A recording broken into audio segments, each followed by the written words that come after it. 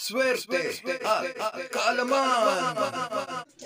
Nagbabalik ang swerte at kalaman at syempre bago tayo mag-umpisa, please po paki-like at mag-comment down below, mag-subscribe kayo sa ating channel Swerte at Kalaman at syempre ito na ang ating mga pampaswerte, ang Santo Ninyong Hubad na kailangan natin magdasal maging mabisa sa ating mga sarili at sa ating mga sariling dasal. Ito ang ating gagawin, isang Ama Namin, dasal natin yan, isang Aba Ginoong Maria, isang sumasampalataya at isang luwalhati sa Ama. Ito po ang ating dasal na ito ay gagamitin natin para sa mabisang pamamaraan na magkaroon ng bisang ating mga anting-anting o amulet na katulad ng Santo Ninyong Hubad, no?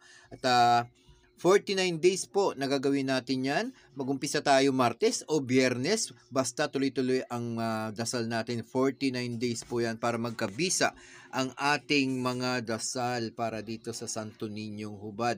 At syempre, bago tayo gumamit ng mga ganitong mga pamamaraan ng mga dasal ay kailangan malinis muna natin ang ating sarili at wag na tayong gumawa ng mga negatibong bagay para sa ating mga kapwa at wag tayong mag-isip ng mga nakakasama sa ating mga kapwa para ito'y magsisilbing mabisa na amulet o mga anting-anting o ang ating mga imahe ng mga Santo Niño katulad nito ay kailangan nating dasalan muna ng 49 days para mabisa ito, no?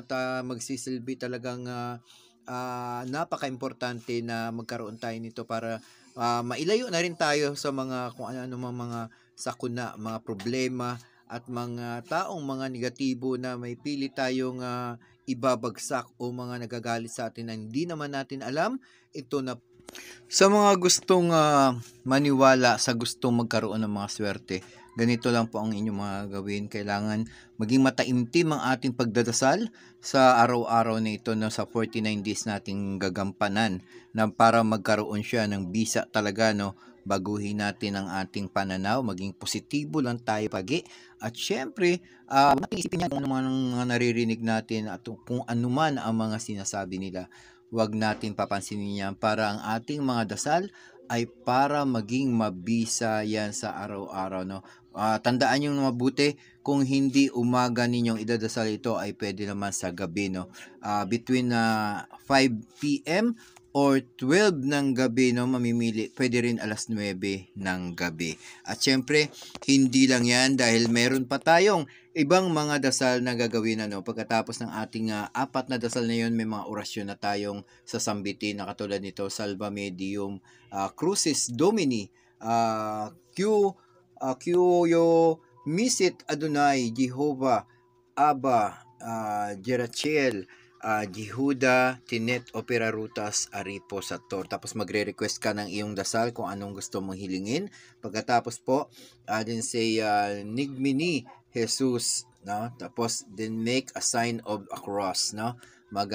Sa ngalan ng Ama, ng Anak, ng Espiritu Santo. Amen. Or cross, Santi Pater Benedicti po ang ating idadasal, no? Para magkaroon talaga ng bisa ang ating mga dasal. Kaya sa lahat ng mga gustong matuto ng ating dasal o orasyon para sa ating Santo Ninyong Hubad, ito na po ang inyong gagawin para hindi na po kayo magtatanong sa akin.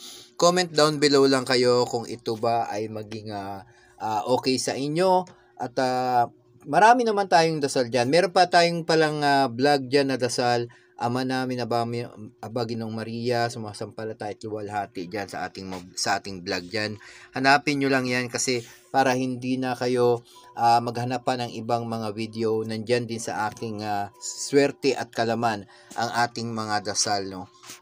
Yan na lang ang inyong paandarin, no? Para hindi na kayo maghahagilap pa sa iba. Meron po tayo dyan apat na dasal na gamitin nyo. At saka ito na lang ang basahin nyo, yung orasyon na binigay ko sa inyo para sa inyong Santo Ninyong Hubad kasi napakabisa nito pagkaroon ng dasal, no? O orasyon ng ating mga amulet o anting-anting na katulad nito, no? Kasi sinasabi nga dito talaga na kailangan natin pakainin ng mga dasal ang ating mga orasyon, ang ating mga amulet, no? Para magkabisa ito, no? Kasi kung bibili lang tayo ng mga gamit na katulad nito at wala na mga orasyon o dasal, hindi natin pinapakain ng dasal ito, ay hindi rin po ito magkakaroon ng bisa. Kaya kailangan din natin gamitan ng mga orasyon o dasal na katulad niyan, mga ama namin at mga iba pa, para magkaroon talaga siya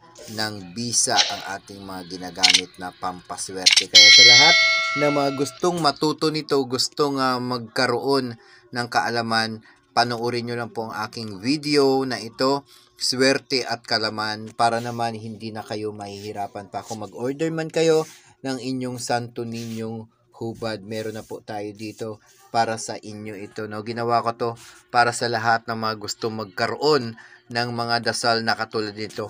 49 days lang po ninyong gagamitin ito at gagawin. Ako po, Biyernes po ako mag-uumpisa, katulad niyan, bukas Biyernes na, ay talagang magdadasal tayo tuwing gabi, no? Alas 9 or alas 5, alas 9 or 12 ng gabi, no? Either doon. Pagkatapos ng 49 days po ninyong naidasal, tapos na po kayo niyan, tuwing Martes o Biyernes na lang tayo magdadasal ulit para pakainin natin ulit ng dasal ang ating imahe ng Santo Ninyong hubad. Yan, para magkaroon talaga ng matinding bisa, no, laban sa mga negatibo. At ito nga pala ang babasahin na kailangan din natin, sa sinabi ko na nga, 49 days po nating dadasalan, no, ng ama namin, yung apat na yun. At syempre, pagkatapos ng 49 days, Martes o Biyernes ang atin na lang na ipagdasal, na para pakainin natin ng dasal ang ating Santo Ninyong hubad. Para pagka may hinihiling kayo, ay napakabisa nito na huwag tayong magmamadali, kasi ibibigay naman yan ni Lord kung sa tamang panahon na, no? At maging mabuting tao lang, maging mabuting ehemplo lang sa ating mga kapwa. Wag na natin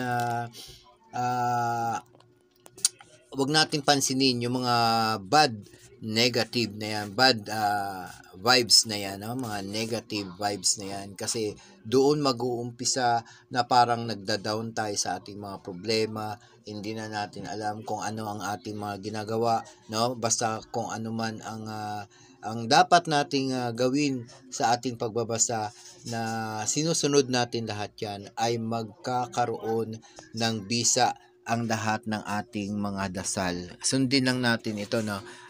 Wag nyo kakalimutan pala, no, bago tayo magtapos, please po mag-like kayo, mag-subscribe at mag-comment down below kayo, para mag-uusap tayo dyan kung ano pa ang dapat ninyong magagawa sa inyong mga amulet. Ito lang pong gagamitin ninyo, na dasal. Ang sa Santo Ninyong hubad ninyo, pwede na po kayong mag-order niyan sa Lazada, sa Shopee, meron din yan. Sa Quiapo, meron din yan. Ano? Pagkatapos, wag nyo lang basta-bastang bilhin ito. Kailangan din talaga na dasalan nyo ito. No? Pakainin nyo ng dasal para magkabisa po ito ng gusto. No? At kung ano man ang inihiling ninyo, isisikreto nyo lang sa inyong sarili, at wag nyong ipagsasabi na kung ano man ang inyong mga dinadasal. Basta sa sarili nyo lang, ano.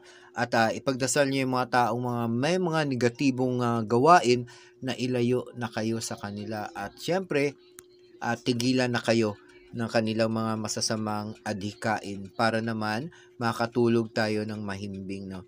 At ipagdasal lang natin yan, kasi hindi naman natin yan sila direct na makakausap, kundi ipagdasal natin, ihiling natin sa Panginoon na sa Santo Ninyong hubad natin, natigilan na tayo sa mga ganitong klaseng tao na to, na mga masasama. Ilalayo tayo sa lahat ng mga kapahamakan sa araw-araw nating pag-alis natin ng bahay, at syempre sa paglalakad natin sa mga sulok o saang parte ng ating mapupuntahan. Ano? Kailangan nating bit-bit lagi si Santo Ninyong hubad, para lagi tayong meron tayong gabay, no? Gabay tayo sa ating pag-aalis tuwing araw-araw. Basta wag mo tong iwawala. Ako, nilagay ko sa aking ginawa kong kwintas, no, para hindi ko siya mawawala, no, at makikita ko siya lagi, no. Syempre, kung ano man ang mga parte na may mga problema kayo, hahawakan nyo lang at ipagdasal nyo at ihiling nyo na, Lord,